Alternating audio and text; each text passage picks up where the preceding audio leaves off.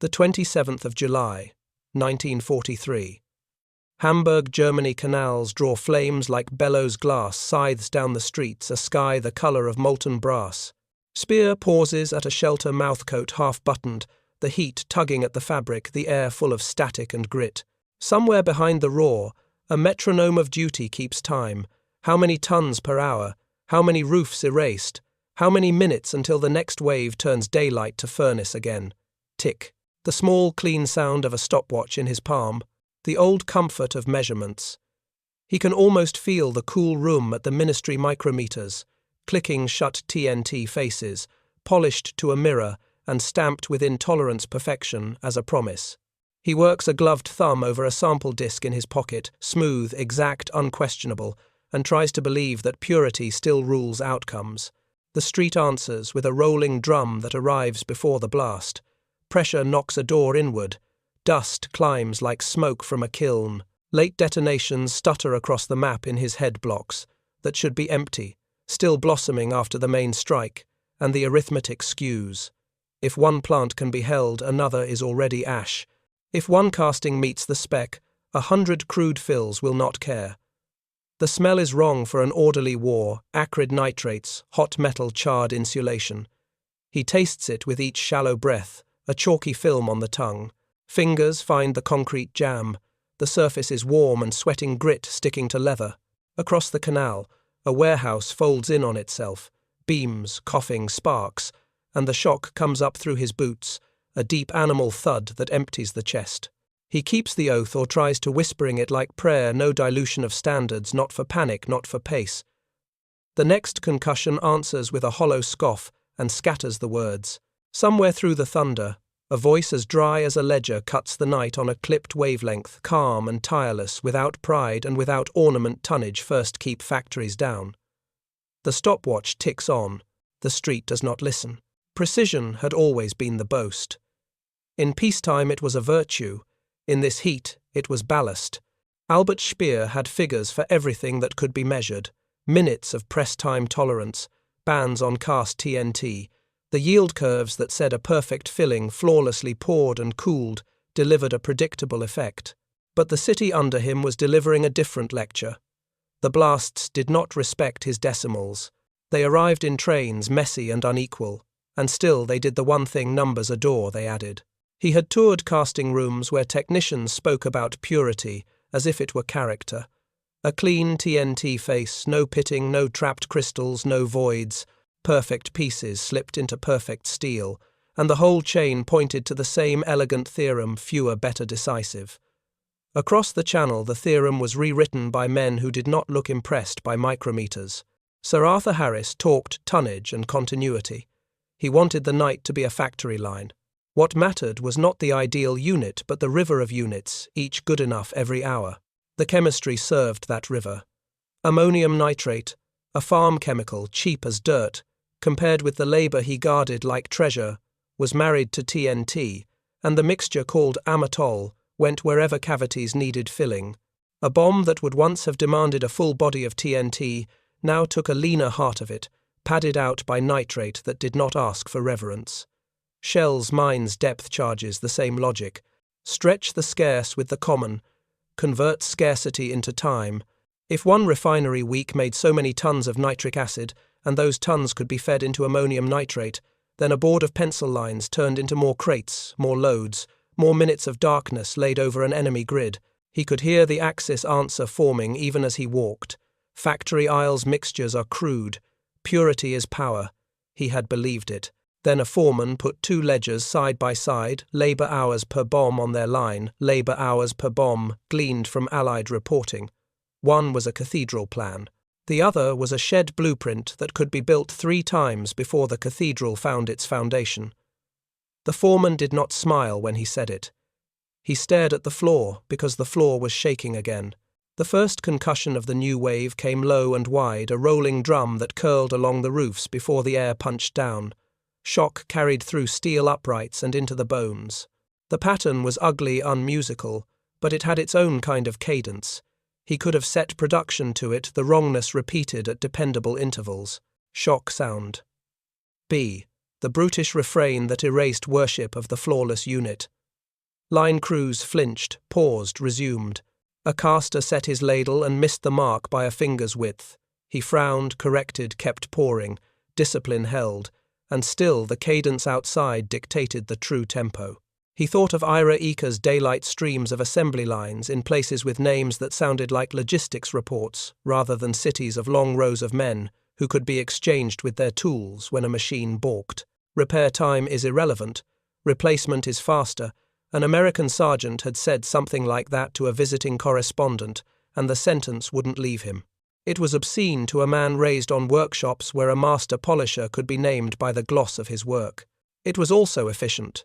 An engineer in a white coat tried to rescue the creed with a chart: impact qualities. Detonation speeds the small drop in explosive strength when TNT ceded space to nitrate. The line that should have comforted him did the opposite. The drop was not decisive, the multiplication was. If a perfect cast delivered 1 unit of effect with holy reliability, and 1,000 good enough fills delivered 800 units before lunch, then the war's arithmetic had already chosen sides. He had been arguing about the sharpness of a single blade, while the other shop was handing out axes. He looked for a refuge in pride and found only a smaller room. Purity was not wrong, it was simply priced out by the hour. Every extra tolerance they worshipped cost another set of hands, another inspection cycle, another minute the enemy did not have to fear. The men who ran the Allied lines had taken a farm input and turned it into a war tempo. They were not careless. They were ruthless about the only metric that mattered across months and oceans: output per clock tick. Another blast rolled over the roof. Dust fell from a beam like flour. The engineer brushed his sleeve and, as if discussing weather, mentioned ratios that shop crews could mix without a lecture from a chemist. He spoke about safety and brisance and storage and, most of all, supply. He did not use the word elegance. He used the word enough. Outside, a siren failed mid-wail and restarted an octave lower, a tired instrument trying to be heard over the drum. Speer closed the ledger and let the spine press into his palm. He could keep arguing that the beautiful unit must outrank the ugly flood, or he could accept what the floor, the air, and the ledgers already agreed upon. The divorce was not between one tactic and another. It was between a morality that honoured the single perfect strike and a morality that paid in rivers. The city, the chemistry, and the clock had filed the papers. The all-clear never comes. The sirens stagger, catch, and die in their own throats, and the night keeps working. In the shelter corridor, the air tastes of damp stone and burnt wiring. A lantern throws a yellow oval on the wall, trembling to the same slow pulse that seems to come up from the ground.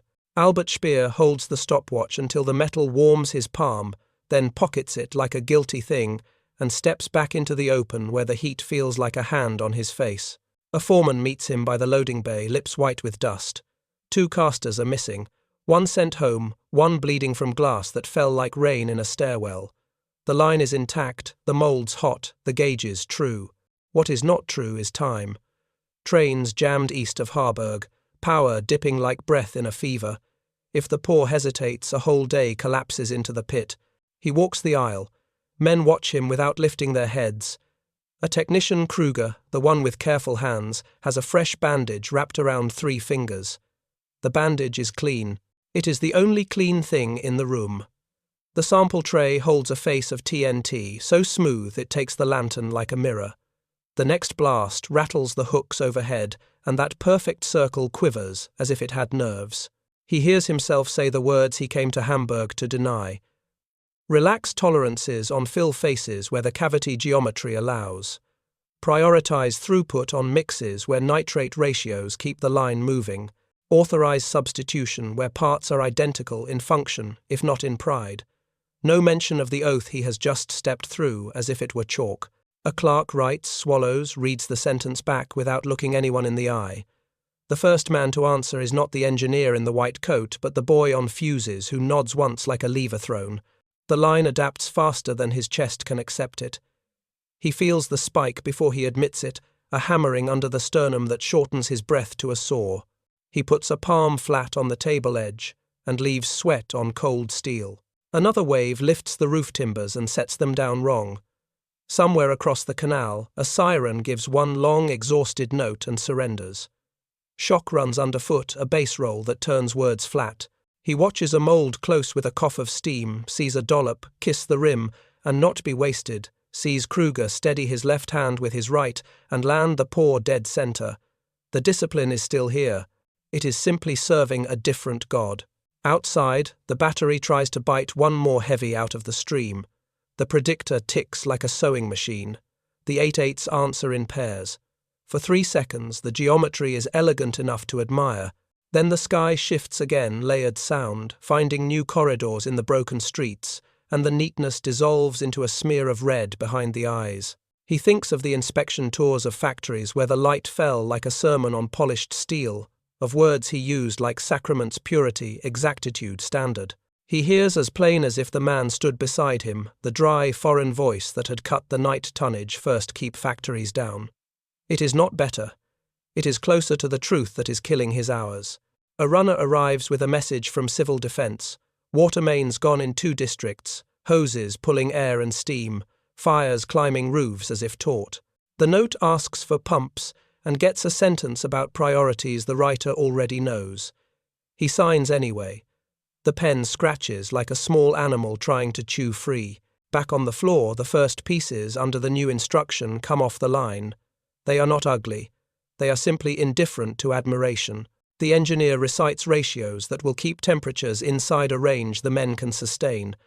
The foreman divides crews to keep hands from shaking at the same minute of the hour. It looks like compromise. It is survival rebranded as policy. An older caster crosses himself before lifting the ladle. The motion startles Speer more than the blast that follows. The man might as well have blessed a rivet. He recognizes in the gesture a way to make sense of obedience when the ground has moved. He envies it and despises it, and cannot afford the time to choose. Heat builds under the eaves. A seam in the roof starts to glow like a dull wire. Kruger misreads a marking, catches it. Halfway corrects tiny, precise acts of faith performed in a church that has lost its dome. The stopwatch taps his ribs from inside his coat. He leaves it there, as if touching it would call back the life where minutes were obedient. He orders stock moved closer to the loading bay to cut steps. He authorizes a switch to pre-warmed molds, where the spec had preferred a slower cool. He tells the clerk to wire Berlin for additional nitrate allotments, and to phrase it in the language of necessity, not preference. Each sentence is a tooth broken off a gear he spent years machining. The machine still runs. It sounds different now, rougher, stronger in the way of a thing that no longer asks permission. Shock comes again longer, like a train crossing a bridge that was not designed for such weight. The lantern flickers, the room inhales, the men do not stop. He reads their faces as if they were gauges resolve fatigue, the private arithmetic each one does to decide whether the next hour belongs to him. He knows that his order will keep more of them alive than his pride would have. He also knows what he has traded to buy those hours. He steps into the alley for air and finds only the smell of nitrates and wet ash. Across the water, roofs are low flames, ripple like flags in a hot wind. A single searchlight wanders without finding anything worth its certainty. The heartbeat settles 3 notches lower. It will not return to where it was. He tries the oath on his tongue, and it tastes like a slogan left in the rain. He goes back inside.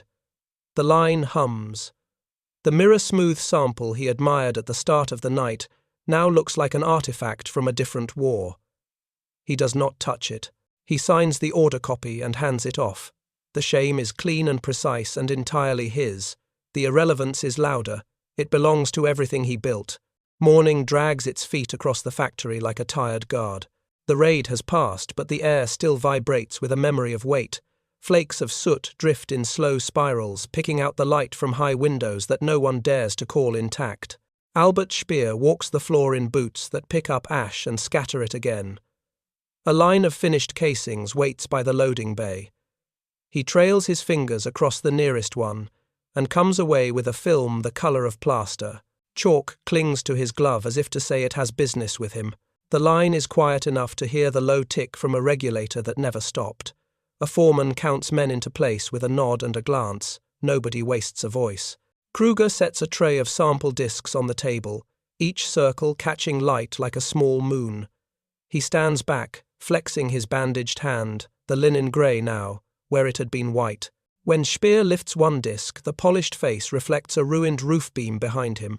Perfection turns out to be an excellent mirror for wreckage.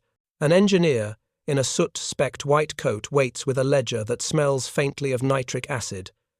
He opens to a page where numbers pace in neat columns, and does not pretend this is a sermon. 60-40 here, where storage will be hours, not weeks, he says, the tone flat as a level. 70-30, where the train time stretches and heat will be the hazard. When the casings run narrow, we keep the face clean for the seal, but inside the cavity, we trade what we must. He taps a pencil, then draws a short line under a total that looks almost cheerful until the eye follows it backward through the math. Speer rubs the chalk between forefinger and thumb until it squeaks. The stuff coats the ridges of skin that still remember drafting pencils from a quieter life. He asks how many bodies the change bought. The engineer does not blink. Millions, given the length of the chain and the time we intend to fight. The word has mass when it lands.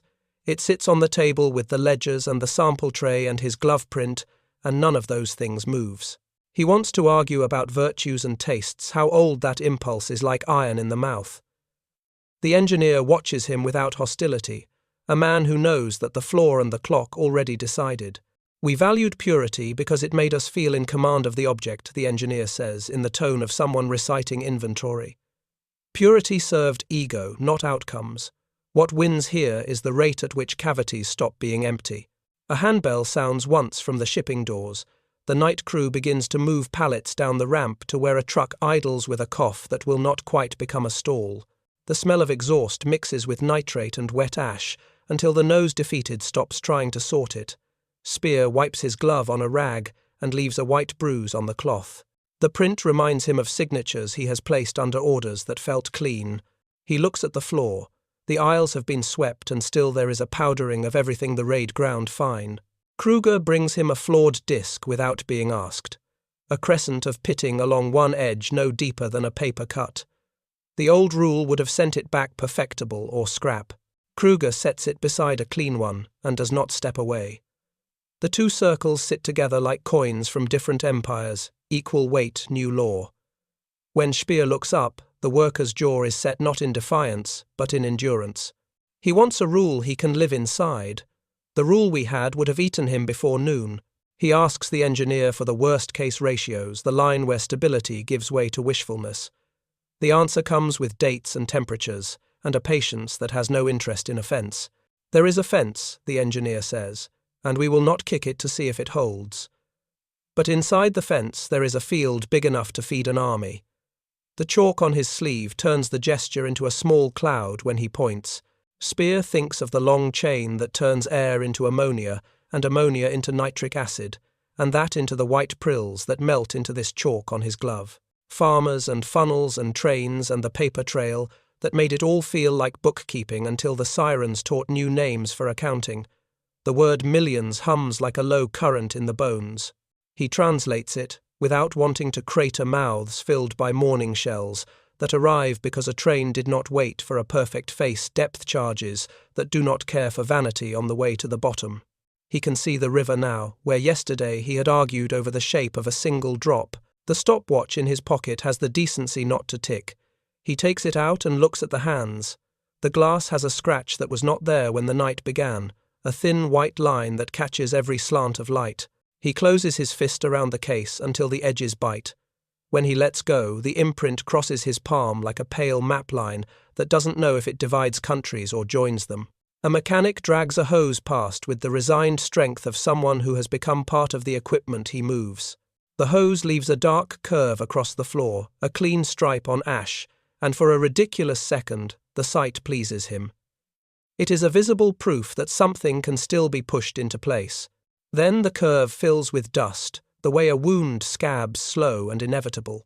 He asks the engineer what happens to brisance when the nitrate climbs. You lose a little bite, the answer comes, but not where it matters for what we are filling. 1,000 good enough beats one faultless if the 1,000 arrives and the one waits on a train that never leaves. He has no need to add the rest. The floor, the air, and the chalk are doing the talking. Men gather at the end of the line to lift a crate. The old caster makes the sign again, quick, almost apologetic, and Speer understands that the gesture is not for a creed, but for a weight shared by many hands. He steps close and helps lift his corner. The wood bites his palms through the gloves. He feels the small, gritty shift of prills under the nails, where even leather cannot keep them out. They set the crate down with a breath like a tired animal. The old man meets his eyes and looks away, not out of disrespect but to protect a private economy of faith. By the loading bay, a sheet of roof tin leans at an angle that shows the sky as a torn pale ribbon. He finds himself counting without the clock how many crates to fill a rail car, how many cars to equip a squadron, how many squadrons to write a night onto a city map. He used to stack numbers to prove a point about elegance.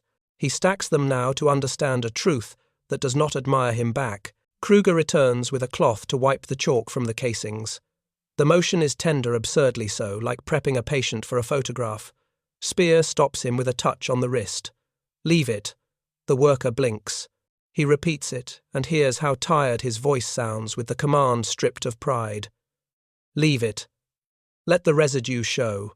The man nods and steps away, and the white dust glows faintly in the weak daylight, like a label no one will read aloud. He gives the sign to close the ledger. The engineer does not smile at the victory because he is not keeping score that way. He stows the pencil, and the smell of nitric recedes a fraction, as if the page had been the source. They stand a moment without speaking. Somewhere a small piece of glass gives up its grip and pings to the floor. The sound is bright, almost pretty, then gone. When he finally speaks, he keeps it short enough to carry. "We will hold these ratios. We will keep the line warm. We will measure by trains and hours." The men do not cheer. They nod, and the nod is more binding than applause. A truck grinds its way into gear, and the loading crew leans into the next lift. Chalk drifts, settles, waits for the next breath to lift it again. He walks past the sample tray on his way out. The flawless disc still shines like a promise minted in a better century. He does not pocket it. He puts his hand flat on the rougher piece instead, the one they would have thrown away yesterday. The face is slightly dull with a tiny crescent where the mixture taught its own lesson. The touch is cool and steady and unremarkable. He leaves a print there, too white-ridged, a pale acknowledgement that the world has chosen its metric and all that remains is to keep pace. Outside, the light is thin and honest. Smoke pulls apart in slow ribbons. The river looks tired. Somewhere beyond the roofs, men he will never meet are loading by the same arithmetic, filling the same hours, answering to a drum that does not care for vows. He closes his hand once more and feels the chalk grind very softly. The residue is the tally. The tally is defeat. And defeat, counted properly, is instruction. Dawn comes in a thin grey sheet that does not warm anything.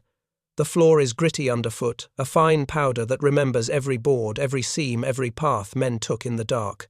Albert Speer moves along the casings cued by the loading bay and drags 2 fingers across a shoulder of steel. Chalk gathers in the grooves of his skin and stays there like a quiet verdict. He rubs thumb to forefinger. The residue squeaks, then smears, leaving a pale stripe that will not vanish no matter how hard he presses the rag. The plant breathes in small sounds. A regulator ticks like a weak heart. Somewhere a hoist chain touches its own hook with a patient metallic kiss. Men speak in half words as if a full sentence might wake the night again. Kruger lays a tray of sample discs on the table and steps back, flexing linen-wrapped fingers. The top disc shines too brightly for this room. Speer turns it a fraction and watches the light pick out the sag of a bent roof truss behind his shoulder. Perfection reflects ruin with perfect fidelity. The engineer waits with a ledger under his arm, white coat dusted the colour of old plaster. He does not clear his throat. He simply opens to the page where ratios stand in orderly columns and places the book where the light can read it.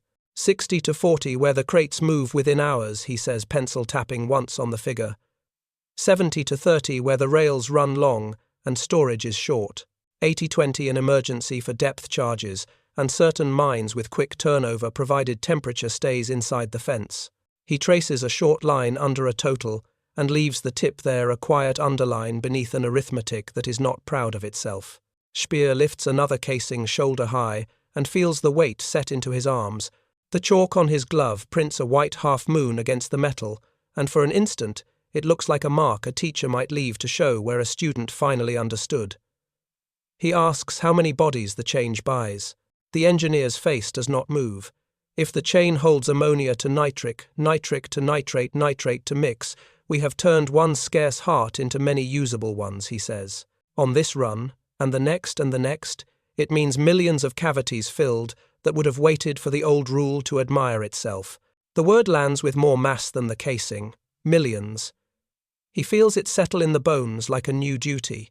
He wants to argue the word out of the room with old phrases about integrity of fill and the moral of the perfect cast. The chalk on his glove answers first by refusing to come off. He wipes harder, sees the white widen, and lets the rag fall. Kruger brings him a flawed disc without waiting to be asked. A narrow crescent of pitting lies along one edge, shallow as a fingernail mark. Yesterday, it would have been sent back to be redeemed or discarded. Today, it sits beside a clean twin, equal in purpose, lighter in time. The worker's chin rises a little, not in defiance, but in endurance. He wants a rule he can stand inside that does not crush him. The old rule was a cathedral. The new rule is a bridge. Both carry weight. Only one can be built between raids. A truck coughs outside, stalls, catches again. The loading crew hunches into a crate and lifts with a soft collective sound the human version of hydraulics. The engineer turns a page. He speaks of brissants, with the calm of a man walking a fence line. You lose a hair of bite when nitrate climbs. But on targets we are filling the change. Lives inside tolerances that are smaller than the hour. 1,000 good enough detonations in the right week outrun one flawless that waits on a train that will not come. The sentence is not gloating. It is inventory. Speer looks at the ledger and sees a road instead of a book. Haber-Bosch furnaces drawing ammonia from air. Acid plants turning that breath sharp. Prills white as sugar pouring into sacks. Rail cars with chalk marks. Warehouses that smell like damp paper and cold stone. Mixing halls where the air tastes like a coin. Casings that wear a skin of dust like the one on his glove now. The chain is brutal in its simplicity, pious in its adherence to the only doctrine the last night enforced, make emptiness into force at a rate the enemy cannot match. He hears his own voice and almost does not recognize it. We will hold these ratios, he says. We will wait for movement, not admiration. The engineer nods once not to him, but to the numbers, as if they had taken an oath on his behalf and were now bound to keep it. Kruger shifts the tray. The bright disk winks. The flawed one absorbs light like a sober thing. Speer lays a fingertip on each in turn. Cool, smooth, ready. Not in the same way, but ready enough to leave the room and do the work imposed by the hour. He tries to summon a phrase to reconcile pride with output, and finds only a sentence that sits like a stone on the table. Purity served ego, not outcomes. He says it aloud to taste its offence. The engineer does not flinch.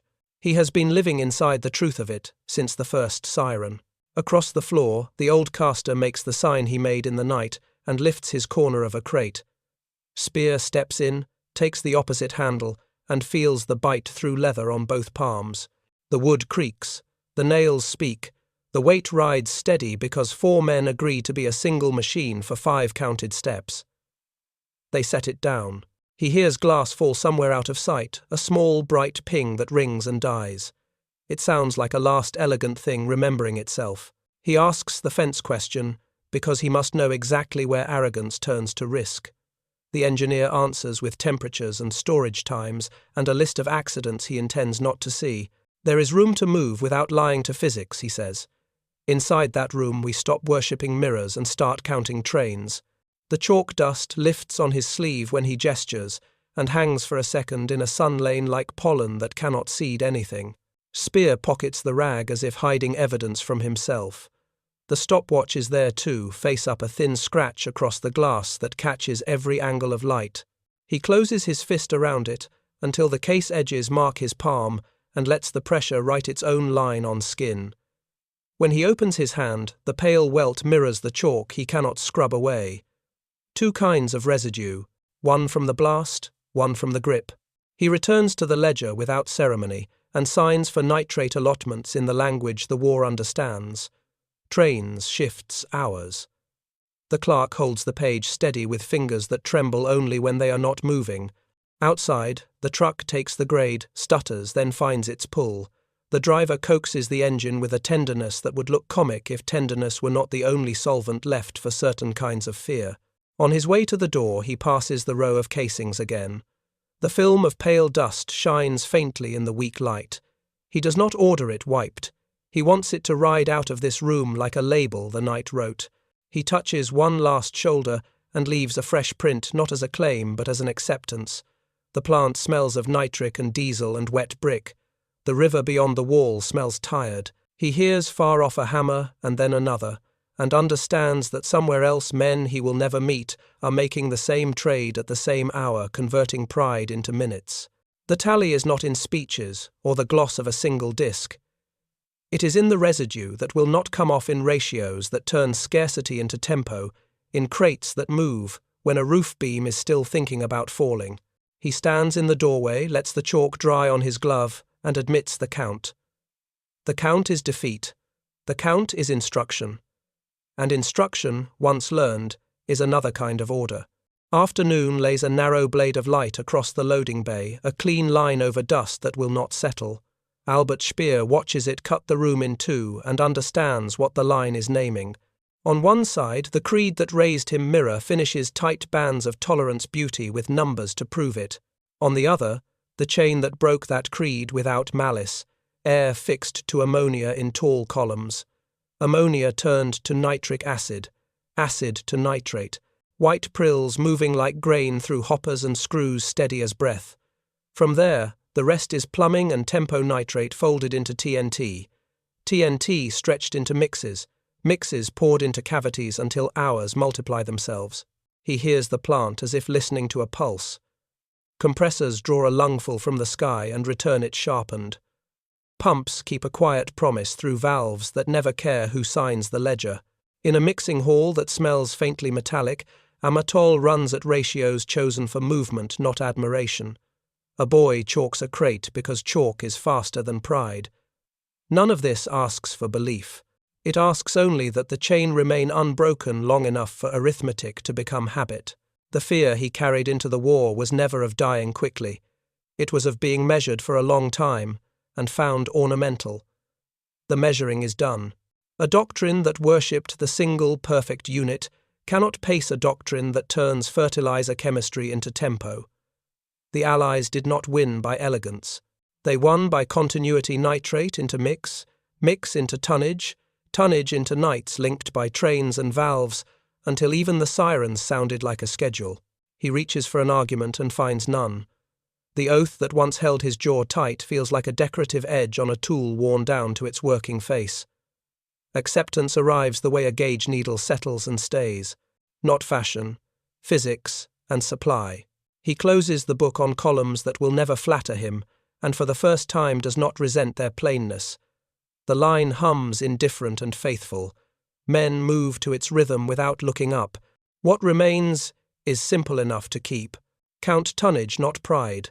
Count minutes denied to factories. Count nitrates they bought time.